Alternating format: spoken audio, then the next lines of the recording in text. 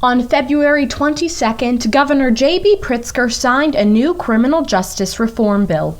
House Bill 3653, or the SAFE-T Act, was introduced in response to unrest caused by police brutality against Black and brown Americans.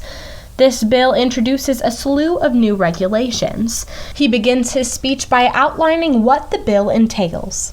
Lieutenant Governor Juliana Stratton and I outlined 3 criminal justice priorities for our administration: transforming the pretrial detention system so that low-income people aren't thrown behind bars while only the wealthy walk free, diverting low-level drug crimes into substance treatment programs, and reducing excessive stays in prison. Governor Pritzker is no stranger to controversy, and this bill is not an exception. Repealing cash bail is a highly disputed topic right now. And by signing this bill, Illinois becomes the first state with a clear intent to end all cash bail by the year of 2023.